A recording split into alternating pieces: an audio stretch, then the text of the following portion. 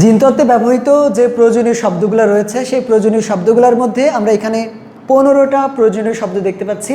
যে 15টি প্রয়োজনীয় শব্দ আমাদের পরবর্তীতে মেন্ডেলের প্রথম সূত্র, তাদের ব্যতিক্রম, মেন্ডেলের দ্বিতীয় সূত্র এবং তাদের ব্যতিক্রমগুলো যখন করাবো তখন আমাদের বুঝতে খুবই সাহায্য করবে। এই জন্য এই শব্দগুলোতে আমরা এই শব্দের যে ব্যাখ্যাগুলো আছে এই ব্যাখ্যাগুলো খুব যত্ন সহকারে আমরা একটু বোঝার চেষ্টা করব। প্রথমেই যদি আমরা বলি যে আমাদের জিনতত্ত্বের ব্যবহৃত প্রয়োজনীয় শব্দগুলোর মধ্যে প্রথমেই যেটি ব্যবহার করা হচ্ছে সেটি হচ্ছে ফ্যাক্টর বা জিন। ফ্যাক্টর বা জিন বলতে কি বোঝায়? আমরা একটু আগে লেকচারের শুরুতেই বলেছিলাম জিন হচ্ছে জীবের বৈশিষ্ট্য বহন করে, অর্থাৎ ডিএনএর একটি খণ্ডাংশ হচ্ছে জিন যা জীবের বৈশিষ্ট্যগুলোকে বহন করে। অর্থাৎ আমরা যদি বলতে চাই, আমাদের যদি পরীক্ষার প্রশ্নে আসে জিন কি, তাহলে আমরা বলতে পারবো জিন হচ্ছে ডিএনএর একটি খণ্ডাংশ যা জীবের বৈশিষ্ট্য নিয়ন্ত্রণ বা বৈশিষ্ট্যকে বহন করে থাকে। এটা আমরা একটু মনে রাখবো, সেটা হচ্ছে জিন, যেখানে এই জিনগুলোকে মেন্ডেল ফ্যাক্টর নামে উল্লেখ করেছেন। এই জিনগুলোকে মেন্ডেল ফ্যাক্টর নামে উল্লেখ করেছেন। তো এই ফ্যাক্টরের পর আমরা যেটা জানবো সেটা হচ্ছে লোকাস। লোকাস কি আসলে? লোকাস হচ্ছে সেইটা ক্রোমোজোমের কোথায় আসলে জিন অবস্থান করে, ক্রোমোজোমের যে জায়গায় জিন অবস্থান করে সেটাকেই আমরা লোকাস বলবো। ক্রোমোজোমের যে জায়গায় জিন অবস্থান করবে সেটাকে আমি লোকাস বলবো। অ্যালিল, অ্যালিল হচ্ছে যদি আমরা দেখি যে ক্রোমোজোম এক জোড়া ক্রোমোজোম, যেমন আমরা স্বাভাবিকভাবেই যেটা জানি যে যে কোনো জীব হতে পারে, সেই জীবের যে বৈশিষ্ট্যগুলো, সে লম্বা, খাটো, হলুদ, কালো, এই বিভিন্ন কালার যে কোনো বৈশিষ্ট্য হয়ে হোক না কেন, প্রত্যেকটা বৈশিষ্ট্যের জন্য কোনো না কোনো একজোড়া ক্রোমোজোম কাজ করে। সেই বৈশিষ্ট্যের যে একজোড়া ক্রোমোজোম রয়েছে সেই ক্রোমোজোম জোড়া যদি আমি দেখি, এটা হচ্ছে বিশুদ্ধ লম্বার ক্রোমোজোম। এই বিশুদ্ধ লম্বার ক্রোমোজোমের একটাকে অপরটার অ্যালিল বলে, অর্থাৎ এইটা একটা অ্যালিল, এটা একটা অ্যালিল, তাহলে এরা হচ্ছে একটা অপরটার অ্যালিল বলা হয়। যদি এদের বৈশিষ্ট্যটা বিপরীত, যেমন আমি এখানে সমান বা সমসংস্থ ক্রোমোজোম দেখতে পাচ্ছি, এই ক্রোমোজোমটাও যা, এই ক্রোমোজোমটাও, এটাও ক্যাপিটাল টি, এটাও ক্যাপিটাল টি, তাহলে আমি সমসংস্থ ক্রোমোজোম দেখতে পাচ্ছি। আমি যদি বিপরীত বৈশিষ্ট্যের কোনো ক্রোমোজোম দেখি, যেমন একটা হচ্ছে ক্যাপিটাল টি আর একটা হচ্ছে স্মল টি, তাহলে এই বিপরীত বৈশিষ্ট্যের ক্রোমোজোমের জন্য এখানে আমাদের দুই ধরনের অ্যালিল কাজ করবে। এই প্রকট যে ক্যাপিটাল টি যেটা, এটাকে আমরা বলবো হচ্ছে প্রকট অ্যালিল, এবং যেটা স্মল টি, এটার বিপরীত বৈশিষ্ট্য যেটা রয়েছে সেটাকে আমরা বলবো প্রচ্ছন্ন অ্যালিল। তো এই অ্যালিল সম্পর্কিত কথা কিন্তু আমাদের মনে রাখতে হবে। অনেক সময় আমাদের জ্ঞানমূলক প্রশ্ন যেটা আছে সেই জ্ঞানমূলক প্রশ্নে কিন্তু অ্যালিল আসে, যে অ্যালিল কি। তো অ্যালিল যখন আসবে তখন আমরা সুন্দর করে সংজ্ঞাটা দিয়ে দিব যে সমস্ত ক্রোমোজোমের একটা ক্রোমোজোম অপর একটা ক্রোমোজোমের অ্যালিল, অর্থাৎ একটাকে অপরটারে অ্যালিল বলা হয়। এবং সেটা যদি বিপরীত বৈশিষ্ট্যের মধ্যে হয় তাহলে আমরা বলবো যে প্রথমটাকে বড় যেটা ক্যাপিটাল যেটা থাকবে সেটাকে আমরা বলবো প্রকট অ্যালিল, এবং ছোট যেটা থাকবে সেটাকে আমরা বলবো প্রচ্ছন্ন অ্যালিল। তো এই জিনিসটা আমরা একটু মনে রাখবো। এরপরে আমাদের যেটা জানতে হবে সেটা হচ্ছে হোমোজাইগাস শব্দটার অর্থ কী? হোমো শব্দের অর্থ একই রকম, অর্থাৎ একই রকম ক্রোমোজোম বিশিষ্ট। অর্থাৎ আমি যদি দেখি, আমরা একটু আগে বলেছি যে কোনো বৈশিষ্ট্যের জন্য একজোড়া ক্রোমোজোম কাজ করেই থাকে। তাহলে আমি যদি দেখি যে এরকম একজোড়া ক্রোমোজোম ক্যাপিটাল টি এবং ক্যাপিটাল টি, এরা হচ্ছে সমস্ত ক্রোমোজোম, একই রকম ক্রোমোজোম। এই একই রকম ক্রোমোজোম হওয়ার কারণে এই ক্রোমোজোম জোড়াকে আমরা বলবো হোমোজাইগাস। যদি এমনটা হতো স্মল টি এবং স্মল টি এই এক জোড়া এরকম রয়েছে, তাহলে একই রকম দেখতে, এই দুইটা অ্যালিল একই রকম, যেহেতু এই দুইটা অ্যালিল একই রকম, এদেরও আমাদের বলা হয় হোমোজাইগাস ক্রোমোজোম। কি বলা হয়? Homozygous chromosome. এবার আমরা চলে আসবো হেটারোজাইগাস বলতে কি বোঝায়? যদি আমরা দেখি যে একটা বড় এবং একটা ছোট, তাহলে এই অবস্থা বা ক্রোমোজোমের এই অবস্থাটাকে বলা হয় হেটারোজাইগাস ক্রোমোজোম। ক্রোমোজোমের মধ্যে যদি আমি একটা বড় এবং একটা ছোট দেখি, অর্থাৎ দুইটাই বিপরীত বৈশিষ্ট্যের, একটা প্রকট এবং একটা প্রকট অ্যালিল, একটা হচ্ছে প্রচ্ছন্ন অ্যালিল, দুইটাই যেহেতু পরস্পরের বিপরীত অ্যালিল, তো সেক্ষেত্রে আমি এই ক্রোমোজোম জোড়াকে আমরা বলবো হেটারোজাইগাস ক্রোমোজোম বলবো। এরপরে যদি আমরা দেখি যে প্রকট বৈশিষ্ট্য। প্রকট বৈশিষ্ট্য বলতে কি বোঝায় আসলে? প্রকট বৈশিষ্ট্য হচ্ছে যে বৈশিষ্ট্যগুলা জীবের প্রকাশিত হয়, জীব বেশি প্রকাশিত করে যে বৈশিষ্ট্যটা। তাহলে আমাকে যদি কখনো প্রশ্ন করে যে প্রকট কি, তাহলে আমি বলবো প্রকট কি, তাহলে আমি বলবো জীবের যে বৈশিষ্ট্যগুলো বেশি প্রকাশিত হয়, জীবের যে বৈশিষ্ট্যগুলো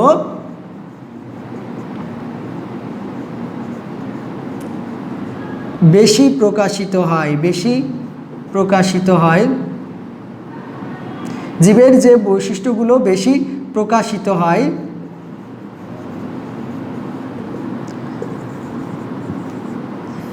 তাকে প্রকট বৈশিষ্ট্য বলে।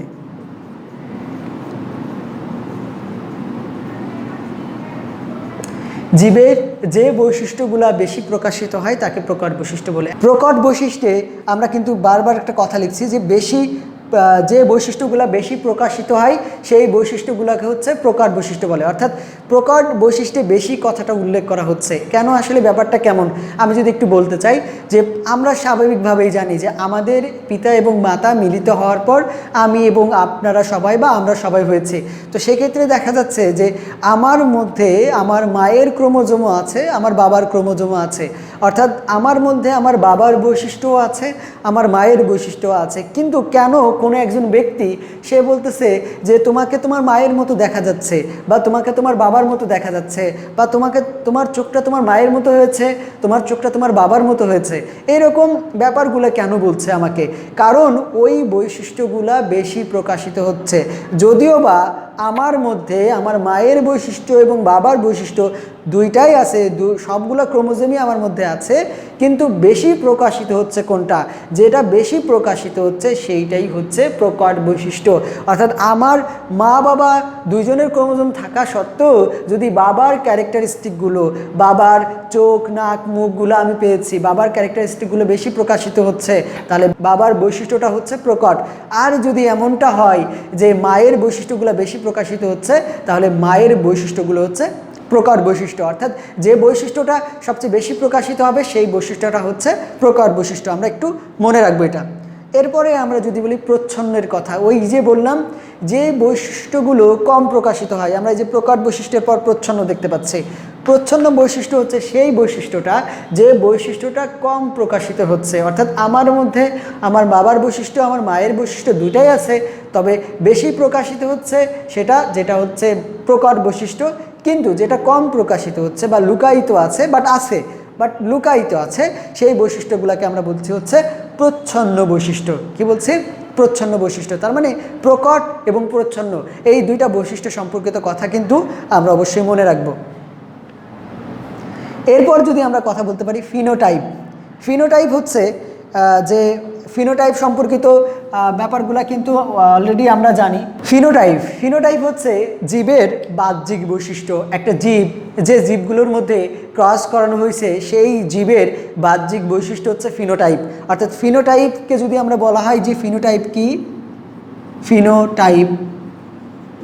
কি, তাহলে আমি বলবো জীবের বাহ্যিক বৈশিষ্ট্য, জীবের বাহ্যিক বৈশিষ্ট্য। তাহলে জীবের বাহ্যিক বৈশিষ্ট্য মূলত কি? আসলে জীবের বাহ্যিক বৈশিষ্ট্যটা কি? জীবের বাহ্যিক বৈশিষ্ট্য হচ্ছে যে বৈশিষ্ট্যগুলো বাইরে থেকে দেখা যায়, বাইরে থেকে বোঝা যায়। যেমন আমি যদি বলি আমার বাহ্যিক বৈশিষ্ট্যের মধ্যে কি রয়েছে, যেমন আমি হয়তো কালো হতে পারি, আমি হয়তো খাটো হতে পারি, এইরকম বাহ্যিক বৈশিষ্ট্যগুলো যেটা একজন সাধারণ ব্যক্তি আমাকে দেখে বলতে পারবে যে আমি খাটো বা কালো। এই বাহ্যিক বৈশিষ্ট্যগুলো যে ক্রোমোজোম জোড়া প্রকাশিত করে, সেই ক্রোমোজোম জোড়ার ওই বৈশিষ্ট্যটাকে আমরা বলবো হচ্ছে ফিনোটাইপিক বৈশিষ্ট্য। অর্থাৎ ফিনোটাইপিক বৈশিষ্ট্য হচ্ছে জীবের বাহ্যিক বৈশিষ্ট্য। বাহ্যিকভাবে দেখতে আমাদের যেমন মনে হয়, বাহ্যিক যে ক্যারেক্টারিস্টিকগুলো আমাদের রয়েছে সেটি হচ্ছে ফিনোটাইপিক বৈশিষ্ট্য। অর্থাৎ একটা মটরশুঁটি উদ্ভিদের ক্ষেত্রে যদি আমরা বলি, লম্বা মটরশুঁটি উদ্ভিদ, বাইরে থেকে আমি দেখতে পাচ্ছি যে মটরশুঁটি উদ্ভিদটা লম্বা, তাহলে লম্বা যেহেতু মটরশুঁটি উদ্ভিদটা, তাহলে এই লম্বাটাই হচ্ছে তার বাহ্যিক বৈশিষ্ট্য।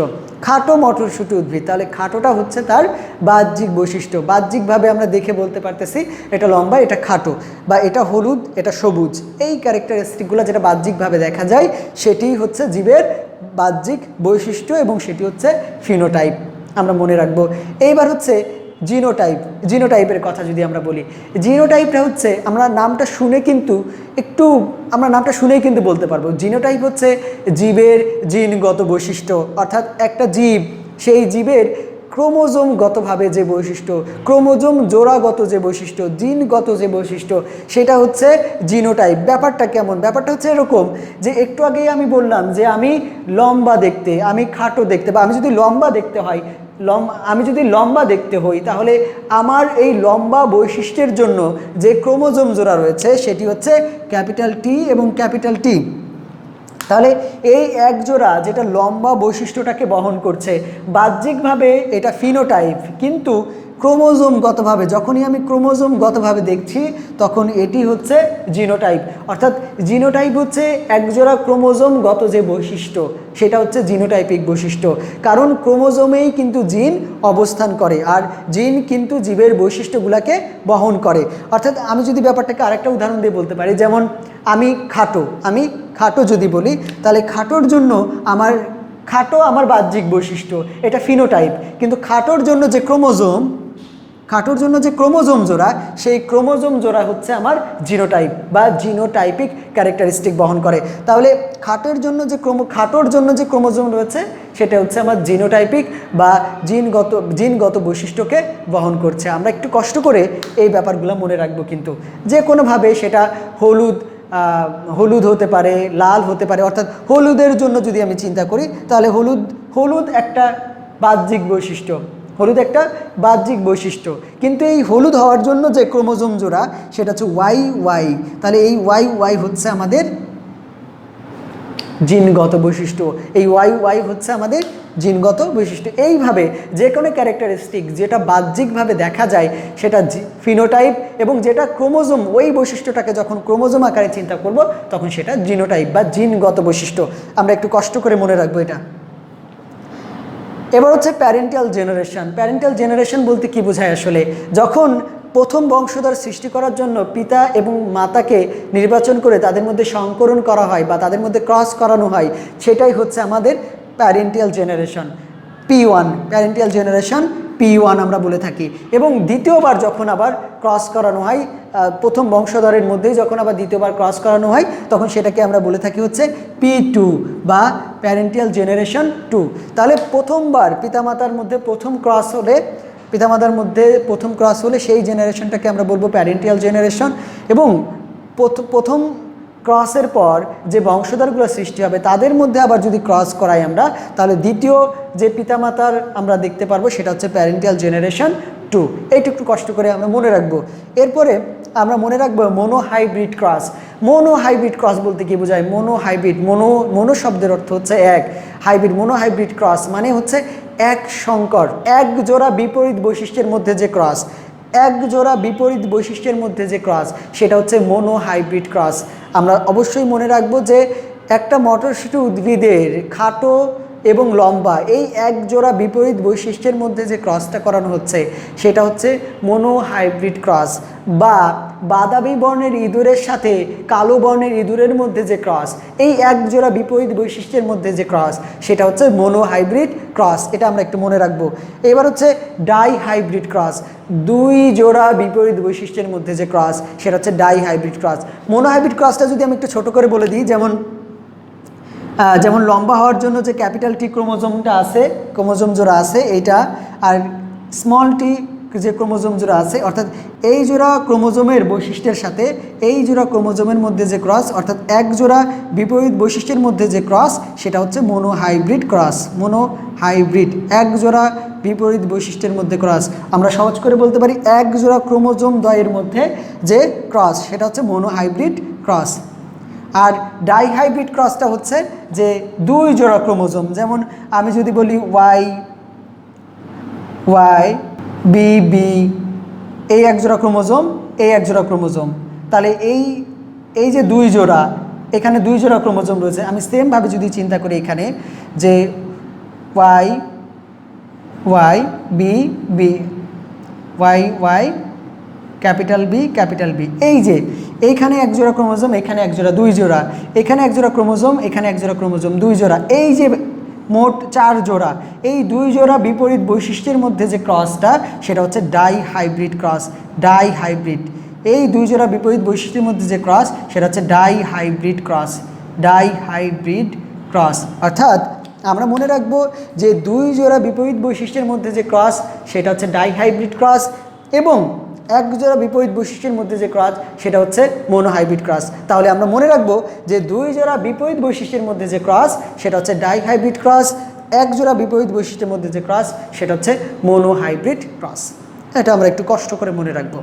এরপরে যদি আমরা চলে যাই টেস্ট ক্রস, টেস্ট ক্রসটা হচ্ছে আমাদের যখন পিতামাতার মধ্যে ক্রস করানো হয় এবং পিতামাতার প্রথম বংশধরটা হেটারোজাইগাস না হোমোজাইগাস, এই ব্যাপারগুলোকে বোঝার জন্যই টেস্ট ক্রসটা আসলে মূলত করা হয়। এটা একটু মনে রাখবো আমরা।